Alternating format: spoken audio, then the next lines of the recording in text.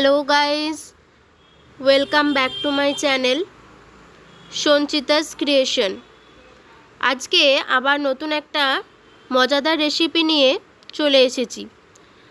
আজকে যে রেসিপিটা করব সেটা হচ্ছে পাস্তা, তবে এটা সম্পূর্ণরূপে কিন্তু ইন্ডিয়ান স্টাইল এবং ইন্ডিয়ান ফ্লেভার দিয়ে। তো চলো শুরু করি দেরি না করে। প্রথমে এখানে নিয়ে নিয়েছি আমি পাস্তা, যেটা সবথেকে বাজারে একদম সহজেই পাওয়া যায়, ম্যাকারনি পাস্তা, সেটাই আমি এখানে কিন্তু নিয়ে নিয়েছি। এরপরে এটাকে বয়েল করব। একদম যখন জলটা দেখবো এরকম ফুটছে সেই সময় কিন্তু আমি পাস্তাটা এখানে দিয়ে দেব, এবং পাস্তা দেওয়ার সাথে সাথে কিন্তু আমাদেরকে এভাবে একটা খুন্তির সাহায্যে বা হাতার সাহায্যে এটাকে আমাদের বারবার একটু নাড়াচাড়া করে নিতে হবে, নাহলে কিন্তু পাস্তাটা তলার দিকে পুরো লেগে যেতে পারে। এখানে দিয়ে দিলাম কিছুটা পরিমাণে লবণ, তাহলে কি হবে, পাস্তার মধ্যে লবণটা ভালোভাবে ঢুকে যাবে এবং পাস্তাটা তাড়াতাড়ি সেদ্ধ হবে। মোটামুটি 7 থেকে 8 মিনিট নিলেই কিন্তু আমাদের এখানে পাস্তাটা ভালোভাবে সেদ্ধ হয়ে যাবে। এখানে পাস্তাটা সেদ্ধ হয়ে গেছে। এবার এটাকে একটু ভালোভাবে জলটা ঝরিয়ে নিচ্ছি। জল ঝরিয়ে নিয়ে এটাকে আমি আলাদাভাবে হালকা একটু তেল দিয়ে ওপর থেকে আমি রেখে দেব।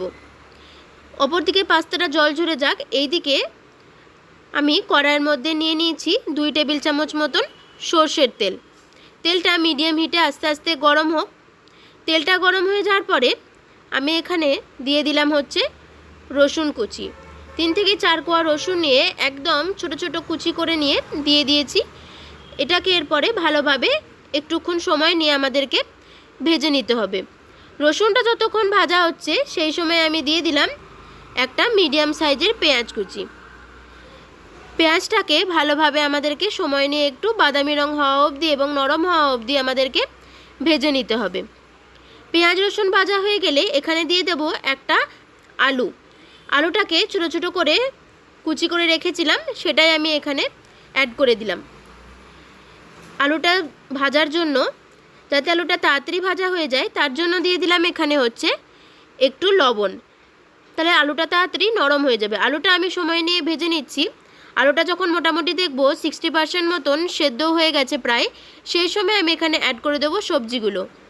এখানে দিয়েছি গাজর, বিনস আর ক্যাপসিকাম। গাজরগুলোকেও আমি বেশ মোটা মোটা করে চৌকো চৌকো কেটে নিয়েছি, বিনসগুলো কেটে নিয়েছি, আর ক্যাপসিকামটাও বেশ চৌকো চৌকো করে আমি কেটে নিয়েছি। খুব বেশি করে ছোট ছোট করে কাটার কিন্তু কোনো দরকার নেই, মোটামুটি একটা হলেই সাইজ করে কাটলেই হবে।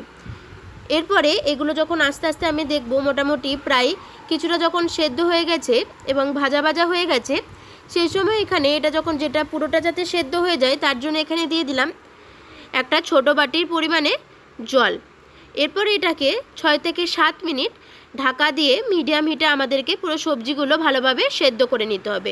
6 থেকে 7 মিনিট পরে আমি দেখব যে জলটা প্রায় আমাদের কিন্তু এখানে শুকিয়ে গেছে এবং সবজিগুলোও কিন্তু আমাদের পুরো সেদ্ধ হয়ে গেছে। এই সময় এখানে দিয়ে দেবো একটা টমেটো কুচি আর দিয়ে দেবো ঝালের জন্য কাঁচা লঙ্কা কুচি।